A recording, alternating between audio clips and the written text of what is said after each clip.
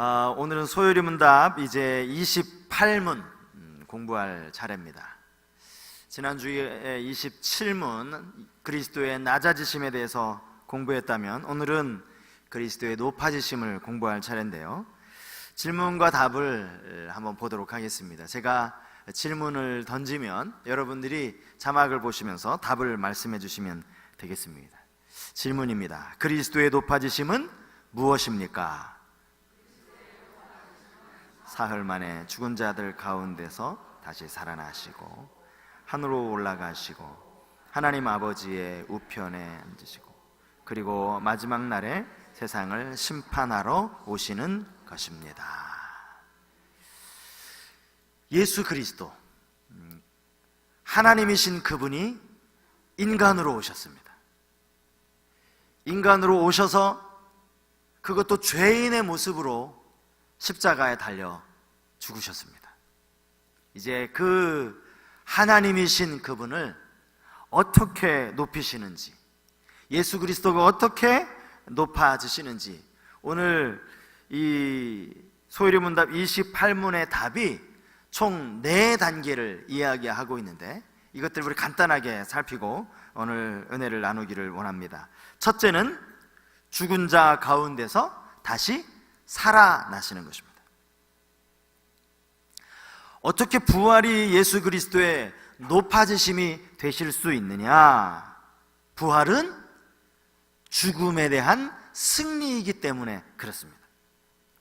예수 그리스도께서 부활하셨다는 이 사실은 그분이 죄가 없으신 분이라는 증거입니다.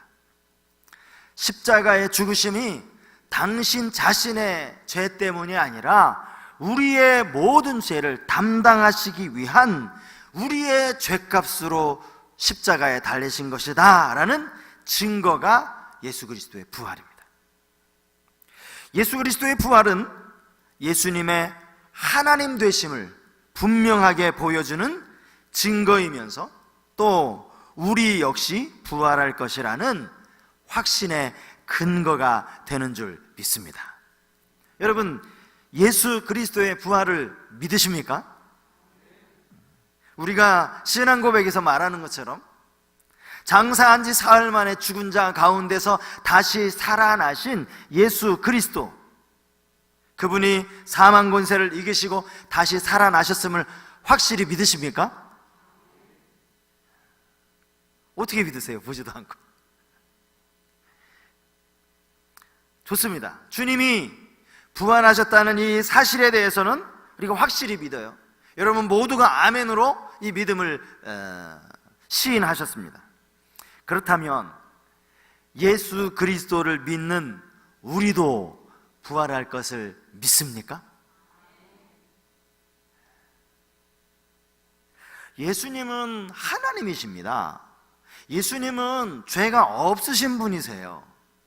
예수님은 원래 하늘에 계셨던 분이니까 예수님은 부활하셔서 하늘에 올라가시는 게 당연한 일이에요. 어찌 보면 예수님은 죄가 없으신 분이기 때문에 죄의 권세 아래 놓여 계실 필요가 없으신 분입니다. 당연한 겁니다. 그러나 우리는 하나님도 아니고 우리는 죄로부터 자유할 수 없는 존재인데 그럼에도 불구하고 우리가 부활할 것을 믿으십니까? 이 유도신문인데 안 넘어가시네. 물론 우리가 하나님도 아니고 우리 모두가 다 죄인이라는 것은 부인할 수 없는 사실이지만 그럼에도 불구하고 우리 모두도 부활할 것이라는 분명한 증거가 있습니다. 고린도전서 15장 4절 말씀, 오늘 읽을 본문이 좀 많아요. 자막을 준비를 했으니까 한번 고린도전서 15장 4절 말씀을 다 같이 한번 읽어보겠습니다. 시작. 장사 지낸 바 되셨다가 성경대로 사흘 만에 다시 살아나사. 여기서 진짜 중요한 단어는요, 성경대로입니다. 성경대로. 이 단어를 여러분 머릿속에 염두에 두시길 바랍니다. 예수님이 부활하신 것은 그분이 하나님이시니까, 아니 그분은 죄가 없으신 분이니까 우리 위에 십자가를 지었지, 그분 당신은 죄가 없으시니까 다시 죄의 권세 아래서 다시 일어나시는 것은 너무나 당연하지만 그것 이전에 성경에 분명히 예언되었기 때문에 예수님의 부활은 확실한 사실이라는 거예요. 성경대로. 누가복음에 보면 예수님께서 부활하실 것이라는 이 사실을 제자들은 이미 다 알고 있었습니다. 예수님이 여러 번 예수 그리스도의 죽으심과 부활에 대해서 이야기하셨거든요.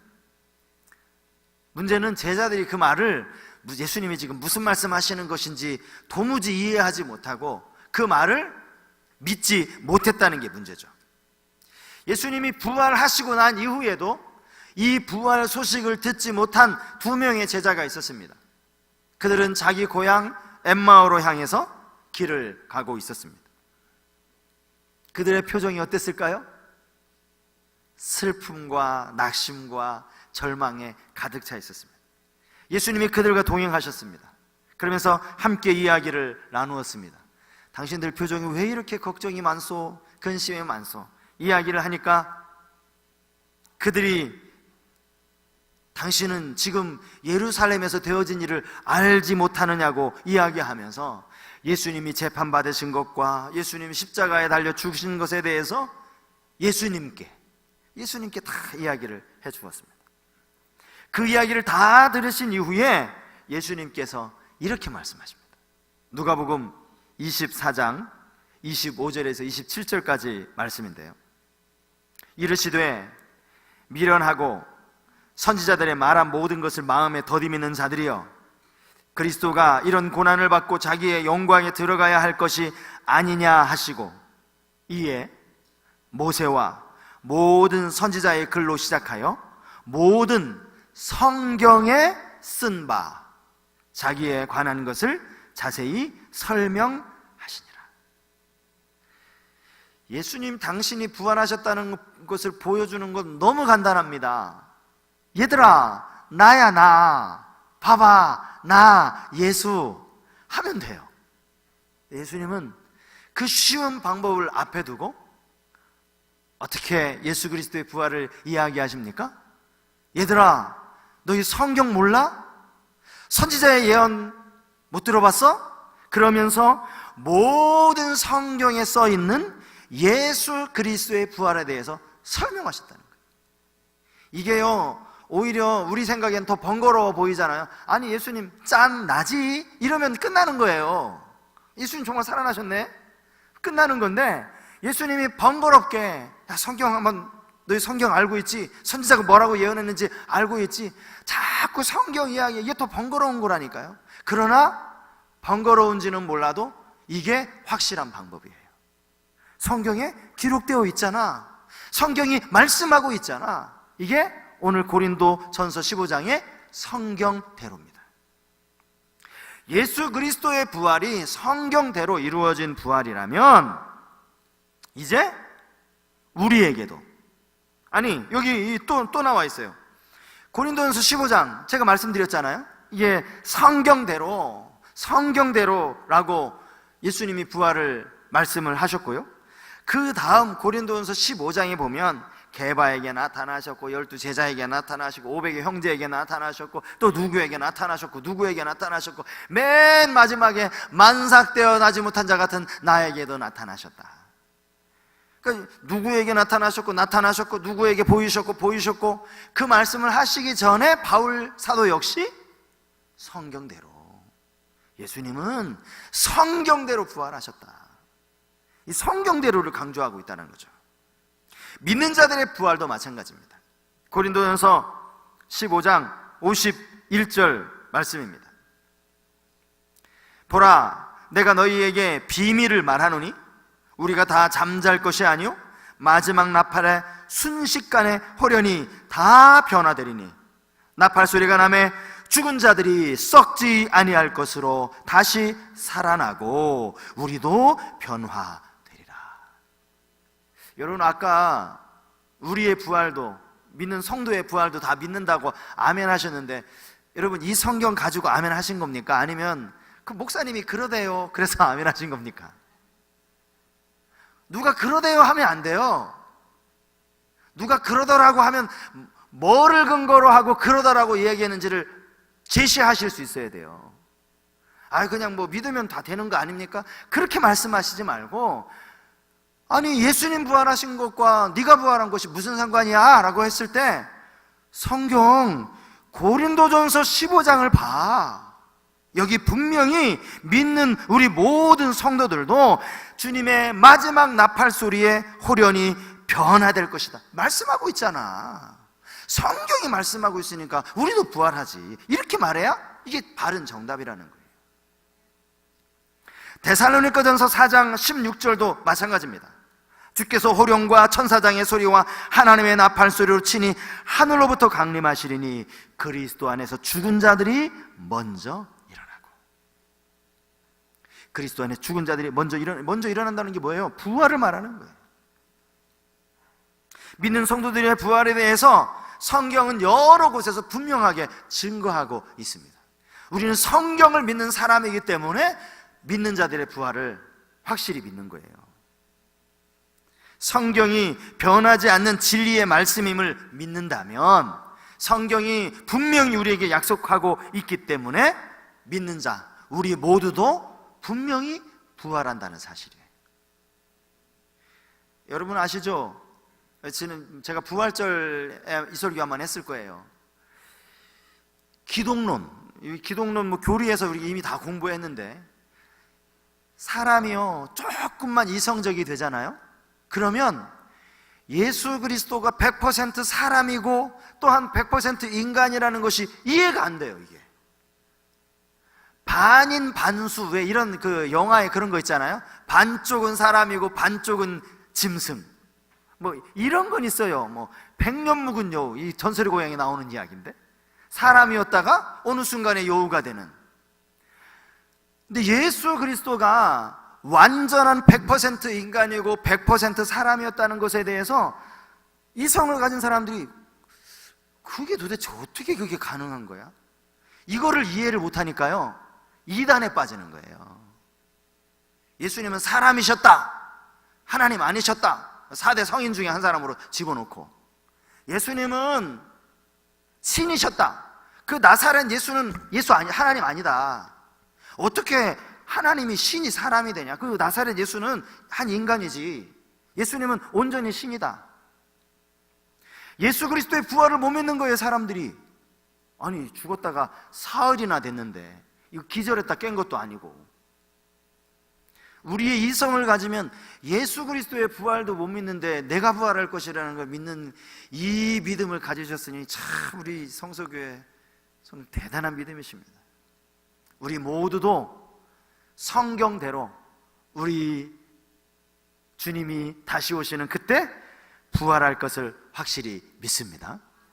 부활의 첫 열매가 예수님이 되셨다는 말이 바로 여기서 나온 말입니다. 첫 번째가 예수님이 사망권세 이기시고 부활하신 거고요. 두 번째는 하늘로 올라가십니다. 예수님은 부활하시고 이 땅에 40일 동안 계셨습니다. 이 40일 동안 부활하신 몸으로 무슨 일을 하셨을까요? 제자들을 만나셨어요. 그죠? 예. 바울이 이야기한 것처럼 많은 제자들을 만나셔서 당신의 부활하신 이 분명한 사실을 알려주셨습니다. 의심 많은 도마도 만나주셨고요, 500의 형제 일시에 또 모습을 보이기도 하셨습니다. 그리고 예수님은 하늘로 올라가시기 전에 너희들이 내 증인이 되어야 한다라고 그렇게 말씀을 하셨습니다. 그리고 예수님은 하늘로 올라가셨습니다. 마가복음 16장 19절 말씀입니다. 주 예수께서 말씀을 마치신 후에 하늘로 올려지사 하나님 우편에 앉으시니라. 하늘로 올려지셨다. 하나님 하늘로 올라가셨다라는 이 말은 주님이 본래 계셨던 바로 그곳으로 돌아가신 것이라고 할 수 있습니다. 자, 예수 그리스도의 부활이 우리의 신앙생활과 어떻게 연관이 되어졌는지, 예수의 부활은 곧 나의 부활을 보증하는 분명한 증거다라는 말씀을 드리지 않았습니까? 그러면 예수 그리스도의 승천은 나와 무슨 관계가 있는지, 예수님이 왜 승천하셨는지를 예수님이 직접 하신 말씀이 요한복음 14장에 나와 있습니다. 요한복음 14장 2절과 3절 말씀인데요. 내 아버지 집에 거할 곳이 많도다. 그렇지 않으면 너희에게 일렀으리라. 내가 너희를 위하여 거처를 예비하러 가노니 가서 너희를 위하여 거처를 예비하면 내가 다시 와서 너희를 내게로 영접하여 나 있는 곳에 너희도 있게 하리라. 예수님 이 말씀이요 언제 하신 말씀인지 아십니까? 제자들과 마지막 만찬을 드시면서 하신 말씀입니다. 이제 예수님 그 십자가 지시는 그 상황에서 예수님은 내가 너희를 위해 거처를 예비하러 간다라고 말씀을 하고 계시는 거예요. 여러분, 여기 이 거처를 예비하러 간다는 의미가 뭐겠습니까? 천국에 우리를 위한 영원한 집을, 주님과 함께 살 영원한 집을 마련하러 가신다, 그 말씀을 하시는 거예요. 우리는 우리의 시민권은 하늘에 있다라고 성경이 말하고 있지 않습니까? 우리는 이 땅에서 나그네와 같은 인생에 이 땅에서 건강하게만 한다면 장수하는 복을 누리는 것도 참 복된 일이지만, 사실은 100살을 넘고 그 이상을 산다고 해도 영혼을 보면 그게 잠깐인 거예요. 나그네인 거예요. 주님은 우리를 위해 영원한 거처를 예비하러 하늘로 올라가신 줄 믿습니다. 예수 그리스도의 승천이 얼마나 감사한 거예요. 그분이 우리를 위해 거처를 예비하러 가신다. 마지막 세 번째는 하나님 보좌 우편에 앉으신 일입니다. 하나님 보좌 우편에, 예수 그리스도께서 하나님 우편에 앉아 계신다는 말씀은 성경 몇 군데에서 찾아볼 수 있는데요. 먼저 에베소서 1장 20절 말씀입니다. 그의 능력이 그리스도 안에서 역사하사 죽은 자들 가운데서 다시 살리시고 하늘에서 자기의 오른편에 앉히사. 자기의 오른편에 앉히사. 베드로전서 3장 22절 말씀이요. 그는 하늘에 오르사 하나님 우편에 계시니 천사들과 권세들과 능력들이 그에게 복종하느니라. 주님이 부활하시고, 부활은 이 땅에서 이루어진 일이죠. 부활하시고 또 하늘로 올라가신 것도 이 땅의 백성들이 보는 앞에서 하늘로 올라가신 거니까. 그리고 하늘에서는 이제 하나님 보좌 우편에 앉으신, 이 하나님 보좌 우편에 앉으셨다는 건 하나의 상징이라고 볼 수 있습니다. 하나님 자신이 영이시기 때문에 정말 우편 자리가 있고 좌편 자리가 있고 이것이 아니라 하나의 상징적인 의미가 있어요. 우편에 앉으셨다라는 그 의미는 하나님으로부터 교회와 온 우주에 대한 통치권을 받으셨다, 그런 의미가 있다라는 거예요. 옛날 고대에는요, 왕이 자기의 후계자를 항상 오른편에 앉혔대요. 그러니까 그 오른편에 앉았다는 이야기는 왕이 이제 그 왕위를 물려줄 후계자, 황태자가 되겠죠. 그를 의미하는 것처럼 하나님께서 당신이 가지신 그 모든 우주에 대한 통치권, 그에 합당한 영광을 예수 그리스도께 보여주셨다는 거예요. 그분에게 부여하셨다는 것입니다.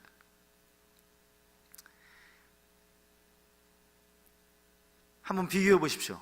예수님이 저 십자가에서 가장 낮은 모습으로 십자가에 달리셨는데, 이제 그분은 하늘로 올라가셨을 뿐만 아니라 하나님 우편에, 하나님이 가지신 그 동등한 영광과 권위를 가지고 하나님 우편에 계신다.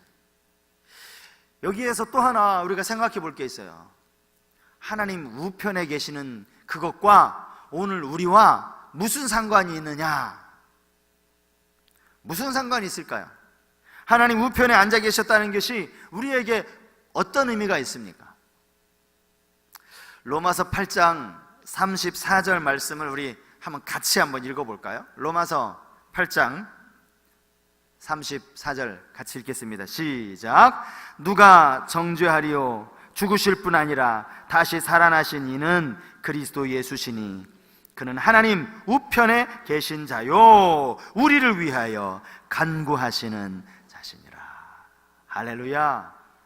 바울이 하나님이 예수 그리스도가 어떤 분이신지, 그분은 죽으실 뿐 아니라 다시 살아나신 분이고, 또 그분은 하늘로 올리우셔서 하나님 보좌 우편에 앉으신 분이고, 그리고 그것이 끝이 아니라 그 하나님 보좌 우편에서 우리를 위하여 간구하시는 분이시다.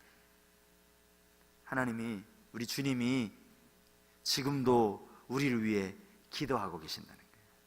여기 이 간구한다라는 이 간구하시는 이 동사가요, 현재형입니다. 현재형.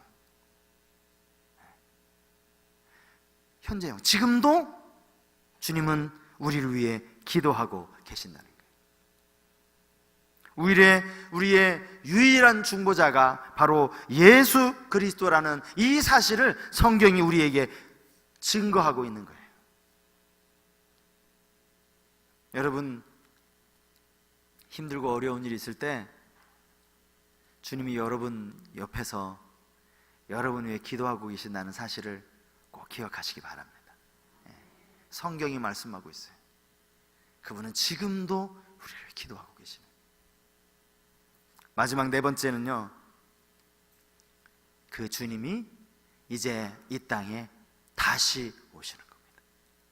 다시 세상을 심판하러 다시 오시는 겁니다. 왜 주님이 다시 오시는 것이 그리스도의 높아짐이냐? 그냥 오시는 게 아니거든요. 예수님은 초림 때와는 전혀 다른 모습으로, 완전히 상반된 모습으로 오시거든요. 마지막 오실 때는요, 심판주로, 그 영광 가운데 오시기 때문에 이것이 그리스도의 높아지심이 되는 거예요. 사도행전 1장 11절 우리가 한번 읽지 않았습니까? 같이. 이르되 갈릴리 사람들아 어찌하여 서서 하늘을 쳐다보느냐? 너희 가운데서 하늘로 올려지신 이 예수는 하늘로 올라가심을 본 그대로 오시리라 하였느니라. 자료를 찾아보니까 예수님이 다시 오시겠다고 하는 이 재림에 대한 예언이요, 성경에, 이거 뭐 성경학자가 쓴 거니까 거짓말 아니겠죠? 32절마다 한 번꼴로 나온대요. 성경 전체에 32절마다 한 번꼴로 예수님이 다시 오신다는 거예요.